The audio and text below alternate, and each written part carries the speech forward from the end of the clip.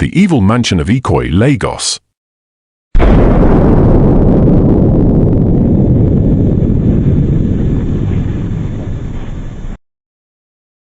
In the heart of Lagos' opulent Ikoyi neighborhood stood mansions that whispered stories of wealth. For decades, these mansions had cast long shadows over the streets. Behind their high gates and sprawling lawns lay some secrets. Among these foreboding homes was one that struck an ominous chord even among Ikoyi's elite. A sprawling colonial-style estate on Gerrard Road. Its history was marked by wealth and inexplicable tragedies. Jonas Dagogo, a distinguished psychology professor newly arrived from the United States, stood at the gates of the mansion nodding. He was attracted to the mansion, which had appeared on the market for a fraction of its value. He couldn't believe his luck. A grand home in Lagos' most coveted neighborhood at that price. He visited the property, marveling at its grandeur. High ceilings, ornate chandeliers, and vast gardens dominated by trees. To him, it was an opportunity he couldn't pass up. He dismissed neighbors' warnings about the property's past, murmurings of curses, restless spirits, and sinister events as superstitions and fear. Ghost stories exist everywhere, he said, brushing off their concerns. They're just tales people tell to explain what they don't understand. He concluded with Lady Macbeth's quote in Shakespeare, "It is the eye of childhood that fears the painted devil." Confident in his skepticism, Jonas signed the papers. Over the next 2 months, he poured his energy into renovating the mansion. He supervised every detail, from the installation of modern appliances to the repainting of its walls. By the time his wife, Betty, and the children, Alex, 14, Ben, 11, and Sonia, 7, arrived from the United States, the mansion was pristine, a picture-perfect home ready for a new beginning. The first few weeks in the mansion were idyllic. The children explored its vast corridors with glee, their laughter filling the air. Sonia spent hours playing under the mango tree, her little hands weaving daisy chains. Betty busied herself decorating the home, while Jonas settled into his new position at a Lagos university. Life seemed perfect. But soon, small oddities began to emerge. Doors that had been firmly shut were found ajar. The air in certain rooms felt colder, even on the hottest days. Objects seemed to disappear, only to reappear in the most unlikely places. Betty noticed these things first, though she brushed them off as the quirks of an old house. One night, Betty woke to the sound of footsteps outside their bedroom door. Soft but deliberate, they echoed down the hallway. She blinked in the dim light, the faint glow of the moon seeping through the curtains. It might be one of the children moving around, she thought. When there was no knock or call at their door, she opened the door and looked. No one was there. The movement stopped. She went back to bed and the movement sound continued. She came out and asked who it was. No one said anything. "Jonas," she whispered, nudging him. He was fast asleep. Sliding out of bed, Betty crept to the door again. Her heartbeat echoing in her ears. The handle felt cold under her fingers as she turned it slowly. The hallway stretched before her, bathed in pale moonlight. A faint breeze ruffled the curtains at the far end of the corridor, but the air felt unnaturally heavy, pressing against her chest. Betty's breath caught when the footstep came closer, louder and sharper. She spun, but nothing moved. The emptiness stared back at her. She sat up, her heart pounding. "Jonas," she whispered again, nudging him harder this time. "Do you hear that?" Jonas stirred, but didn't wake fully. "It might be the kids moving around," he said sleepily. Betty slid out of bed and crept to the door. She opened it slowly, peering into the dimly lit hallway. Nothing.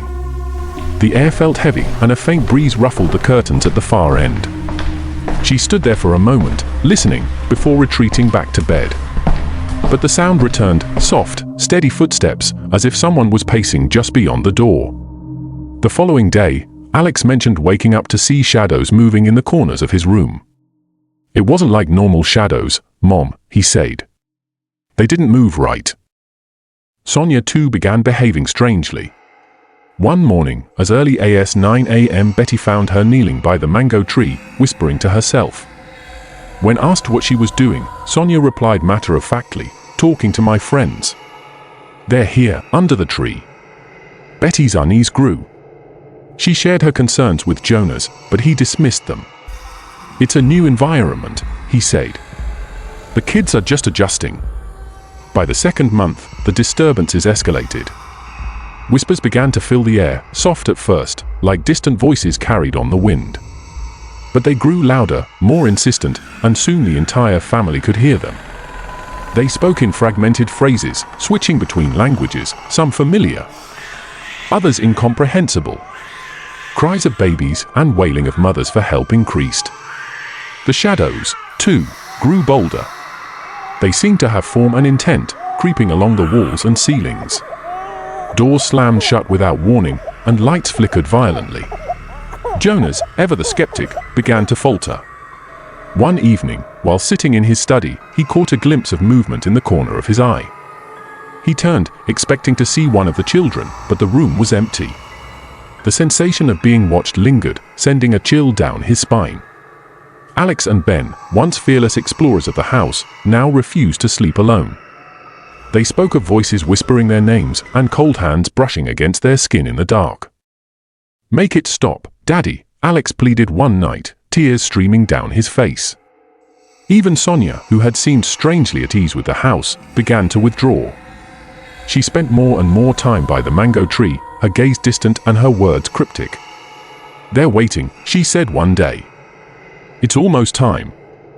"Time for what?" Betty asked, her voice trembling. "To play," Sonia replied with a smile that didn't reach her eyes. Jonah's rational facade began to crack. He became obsessed with the mansion's basement, a dark, musty space that had been left untouched during the renovations. "They are calling me down there," he muttered one night at dinner. "I can feel it." Betty, alarmed by his behavior, decided to investigate. One afternoon, while Jonas was at work, she ventured into the basement. Littered all over the place were blood-stained clothes. The air was thick and oppressive, and a metallic scent hung heavy in the air. On the walls, faint symbols were etched into the wood, their shapes unsettling and unfamiliar. A sense of dread washed over her, and she fled upstairs, unable to shake the feeling that she had disturbed something that should have been left alone. From that day on, the mansion's hostility intensified. The whispers grew louder, the shadows darker. Objects flew across rooms, and a guttural laughter echoed through the halls. Jonas began hearing voices constantly, their taunts pushing him to the brink of madness. "They're in my head," he whispered to Betty one night. "I can't make them stop." One day, the night Harmattan wind swept through Lagos, the mansion reached its breaking point. The family huddled together in the living room, the air thick with fear. Lights flickered before the power cut out, casting eerie shadows on the walls. The whispers became a deafening cacophony, and the house seemed to groan as if alive. Jonas stood abruptly, his eyes glazed. "They're here," he said flatly. The room erupted into chaos. Shadows surged from the walls, enveloping the family. A roar filled the air. Jonas screamed, his body convulsing violently before being dragged into the basement by an unseen force. Betty and the children watched in horror, powerless to stop him. By dawn, the mansion was silent once more. Neighbors, drawn by the commotion, found Betty and her children clustered outside the gates, their faces ashen and streaked with tears. They stood frozen, unable to utter a word. In the basement, Jonas lay motionless, his eyes wide with terror. He was alive, but his voice was gone. At the hospital, as he slowly regained consciousness, the words remained trapped in his throat. The horror he witnessed remained locked in his mind.